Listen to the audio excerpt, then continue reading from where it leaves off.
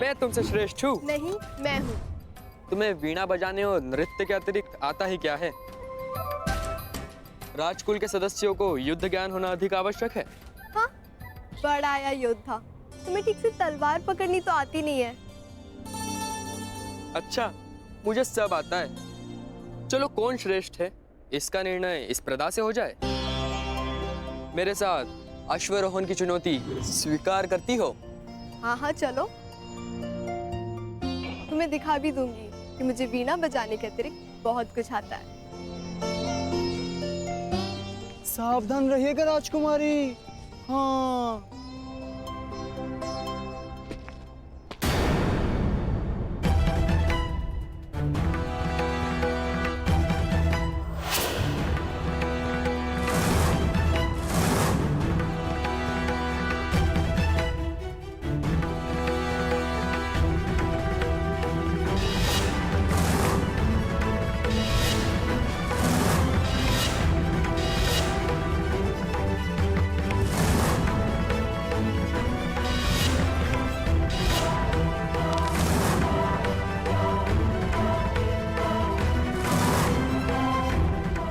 स्त्री कौन है? इसके हाव भाव क्यों मुझे किसी का स्मरण? ये स्त्री कौन है? इसके हाव भाव क्यों मुझे किसी का स्मरण करा रहे हैं, जैसे मैं इसे जानता हूं।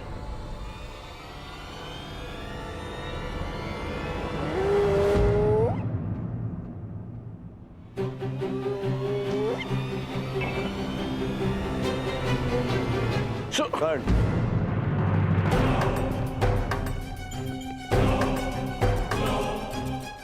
कर्ण, कीचक का संदेश है। हमें महाराज विराट से मंत्रणा करनी है। आओ। क्या हुआ? संकट का संदेश क्यों भेजा? संकट नहीं भ्राताश्री, महासंकट। किस महासंकट की बात कर रहे हो अनुज? दुर्योधन गंधार राज और कर्ण के साथ विराटनगर पहुंच चुका है और सुना है कि सेनापति कीचक भी उनका मित्र है। वो अवश्य हमारी खोज में आया होगा। हम ऐसा नहीं होने दे सकते। 13 वर्ष पूर्व होने में 2 महाशेष है। किसी भी परिस्थिति में हमें हमारी पहचान छिपानी होगी। इसलिए मैंने आप सबको संकट का संदेश भेजा था। पांचाली कहाँ है? उसे संकेत भेजा? मैंने महारानी के कक्ष के बाहर जाकर पुकार लगाई थी। अवश्य पांचाली ने सुनी होगी। तो फिर पांचाली यहाँ आई क्यों नहीं?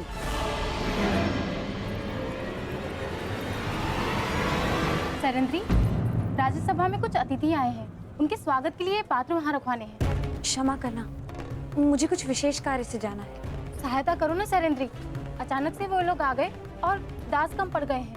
बड़ा ही आभार होगा। परंतु वो लता से ये राज्यसभा में ले जाओ, मैं अभी आती हूँ। चलो चलो जल्दी करो, महाराज रुष्ट हो जाएंगे। चलो। पांचाली इस समय महारानी की सेवा में, हो सकता है उसे यहाँ आने का अवसर न मिला हो। यही तो चिंता है ज्येष्ठ, कि पांचाली महारानी की सेवा में है। यदि पांचाली को महारानी ने बुलाया तो उसे राजसभा में जाना होगा। ठीक कहा तुमने अनुज, बिल्कुल ठीक कहा। पांचाली को दुर्योधन की दृष्टि से बचाए रखना अत्यंत आवश्यक है। ये मेरा उत्तरदायित्व है कि मैं पांचाली को राजसभा के समीप न आने दूं। अर्थात आपको दुर्योधन के समीप रहना होगा भ्राता। हाँ, पांचाली को पहचाने जाने से बचाना है तो मुझे ये जुआ अवश्य खेलना होगा। हम पांचों में से मैं ही हूं जो विराट राज के निकट जा सकता है। महाराज, हस्तिनापुर के युवराज ऐसे ही नहीं बन गए हमारे मित्र दुर्योधन। बड़ा बल है इनकी गदा में। विराटनगर का सौभाग्य है कि ये हमारे यहाँ अतिथि बनकर आए। अरे बस मित्र, आवश्यकता से कुछ अधिक ही प्रशंसा कर रहे हो मेरी मित्र। परम मित्र।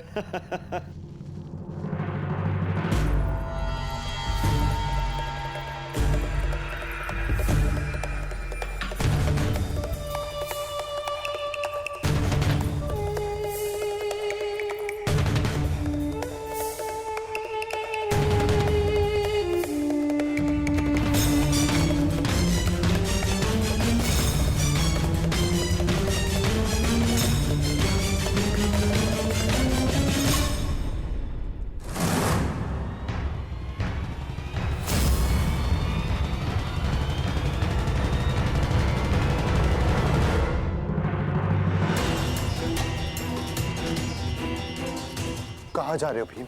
राजसभा में आपके साथ ज्येष्ठ।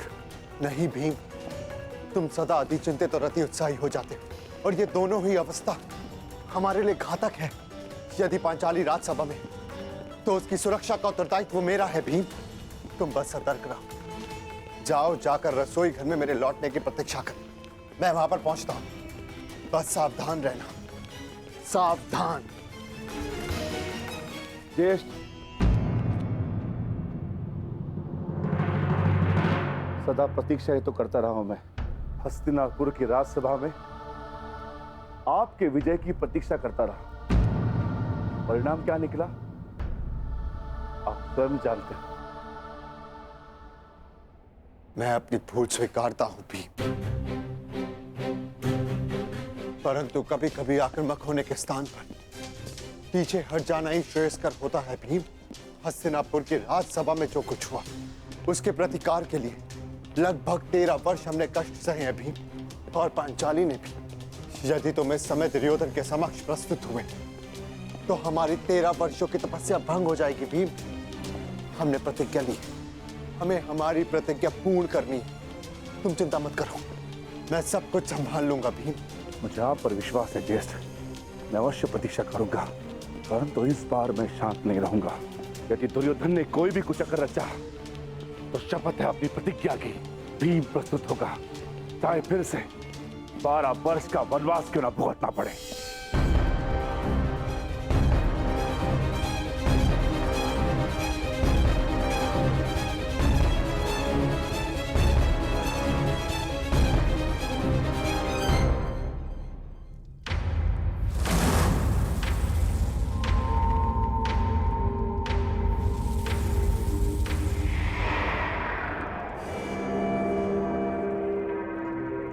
तुम्हारा मित्र कुछ ज्यादा ही रुचि दिखा रहा है उस दासी में दुर्योधन।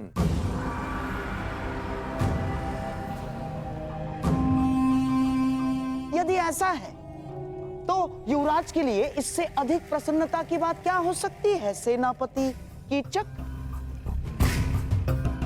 और वैसे भी अंगराज कर्ण अपने वचन के साथ साथ किसी व्यसन में भी रुचि रख रहे हैं। अच्छा है, आपका अतिथि है, आनंद करने दीजिए। परंतु विराटनगर में आनंद पर अतिथि से पूर्व आतिथ्य का अधिकार होता है। हाँ, कीचक का अधिकार होता है।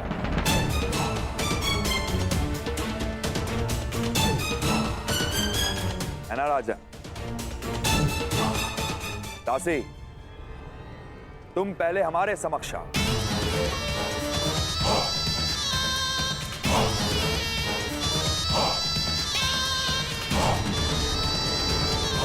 युवराज,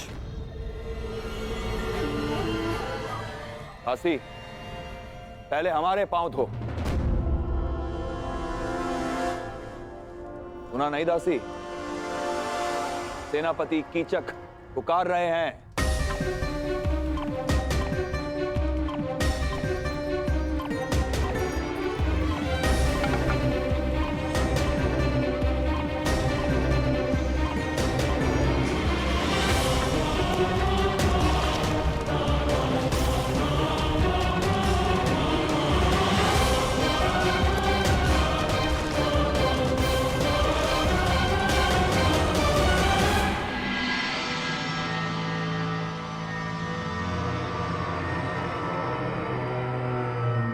अद्भुत।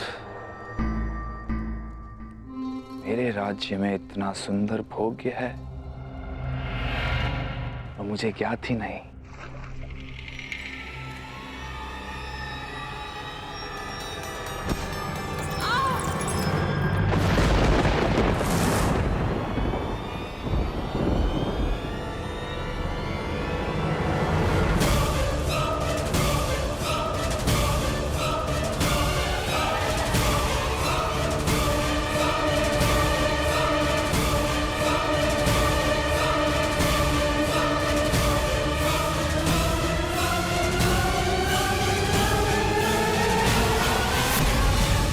दासी,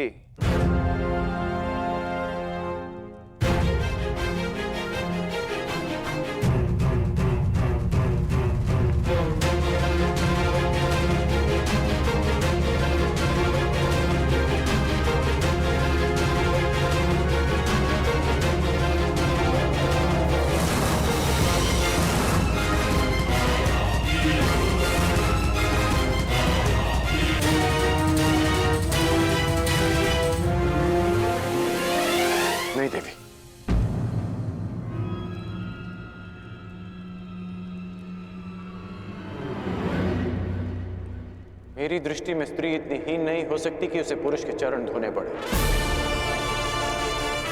चाहे वो एक दासी ही क्यों ना हो।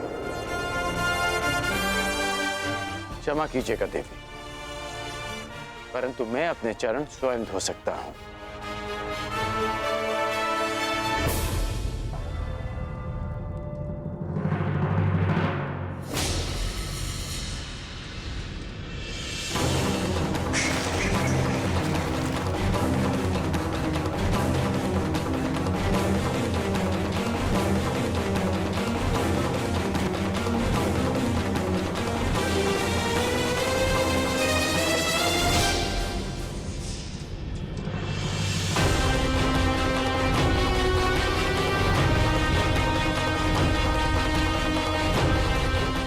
शीघ्रता भी क्या है सुंदरी,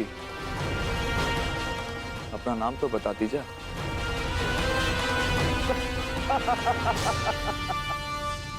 मित्र कीचक, तुम्हारा दुस्साहस बहुत मनोरंजक है।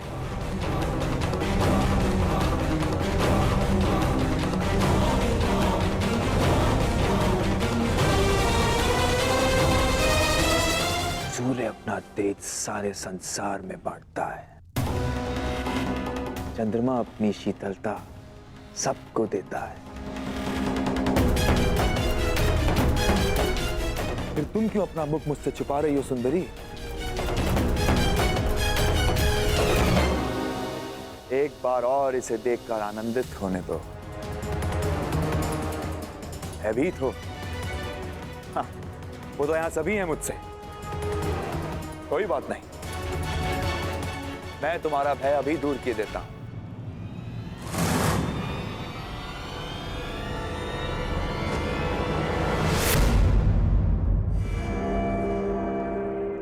ओहो, विरोध करना भी जानती हो? अच्छा है, विरोध करना सुंदरियों का एक गुण है, मुझे अच्छा लगा।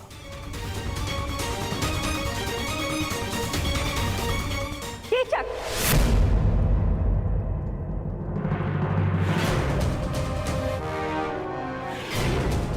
सैरंध्री हमारी सेवा में है और सुरक्षा में भी। उसकी सुरक्षा का वचन दिया है हमने।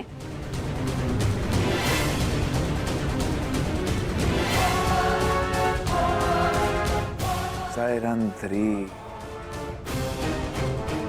अच्छा नाम है।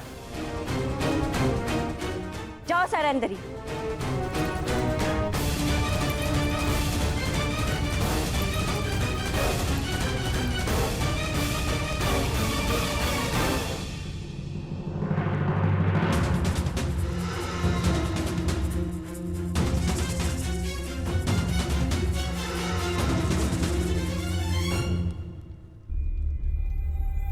पांचाली तो उनके साथ गई थी, तो फिर कहाँ रह गई? सैरंध्री नहीं आई? नहीं, उन्हें सेनापति कीचक ने रोक लिया।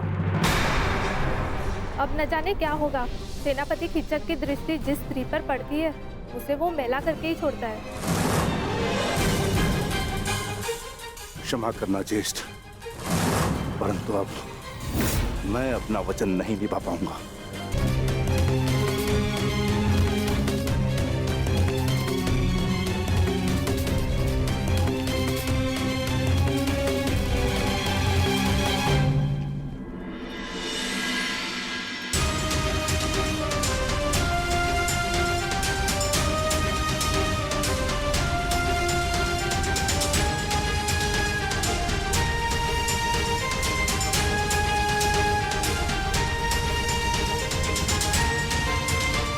पांचाली सुरक्षित है, ज्येष्ठ ने अपना उत्तरदायित्व पूर्ण किया।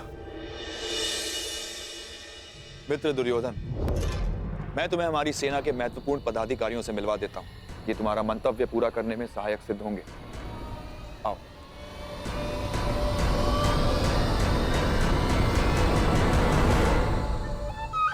अंगराज, आप कृपया बाहर प्रतीक्षा कीजिए।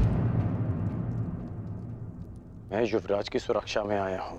हाँ, तो युवराज का ही आदेश है। सेनापति कीचक के साथ वो एकांत में बात करना चाहते हैं। और हाँ, यदि आवश्यकता होगी सेवकों की तो आपको बुलावा भेज दिया जाएगा। कृपया प्रस्थान करें।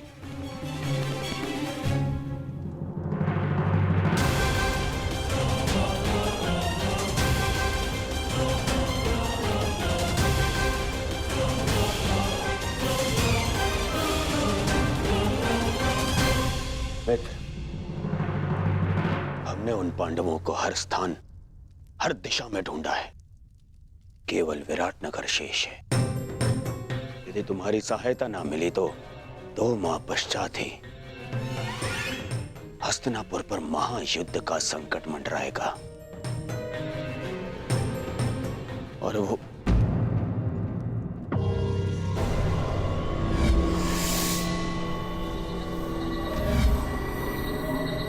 मित्र, कहां खोए हुए हो? तुम सुन रहे हो ना? हाँ हाँ, कहो मित्र। तो सुनो, केवल ये विराटनगर है जहां हमने हमारे गुप्तचरों को नहीं भेजा है, और हमें संदेह है कि वो पांडव यहीं विराटनगर में छुपे हैं। अब मैं तुम्हारी सहायता से उन पांडवों को ढूंढ निकालूंगा।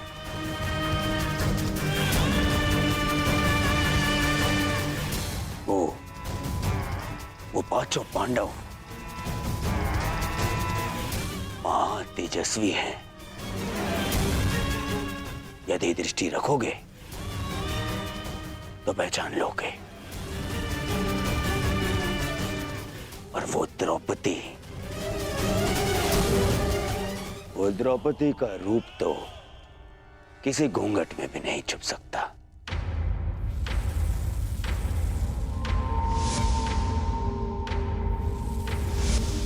हाँ, कुछ सुंदरियों का रूप तो कोई घूंघट नहीं छिपा सकता। रूप के अतिरिक्त दर्प की भी कमी नहीं है उस 5 पतियों वाली में। मुझे विश्वास है कि वनवास के पश्चात भी उस द्रौपदी का दर्प और घमंड कम नहीं हुआ होगा। मित्र दुर्योधन, सुंदरियों को ढूंढना, उनका भोग करना मेरी रुचि का कार्य है। मित्र दुर्योधन, निश्चिंत रहो। अब तुम यहां आ ही गए हो तो पांडवों को यहां से अपने साथ लेकर जाओगे। परंतु क्या विराट राज इस कार्य के लिए सहयोग करेंगे? विराट राज केवल मुकुट पहनते हैं गांधार राज। राज यहाँ की चक्का चलता है। इसलिए मेरे वचनों को आप राजन के वचन समझें। मैंने कुछ अनुचित तो नहीं कहा ना राजन?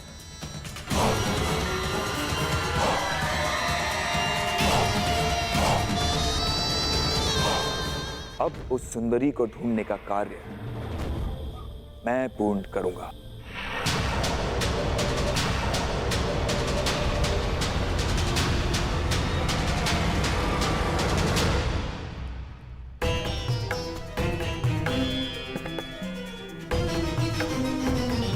मुझे विश्वास है कि युवराज दुर्योधन कीचक का समर्थन और सहयोग लेने की चेष्टा करेंगे। कदाचित पांडव मेरे समक्ष होते तो मैं उन्हें सावधान कर पाता, माता कुंती को दिया वचन पूर्ण कर पाता मैं।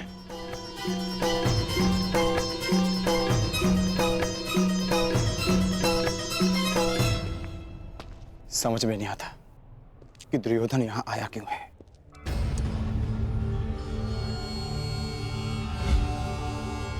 ये तो वही है जिसे मैंने कुमार उत्तर का धनुष उठाते देखा था।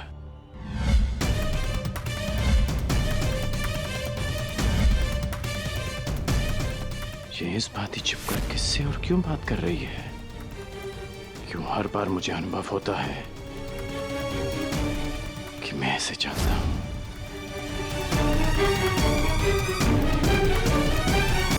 संसार का नियम है कि वो शक्ति से संचालित होता है सूर्य में तेज है इसीलिए उसकी पूजा की जाती है।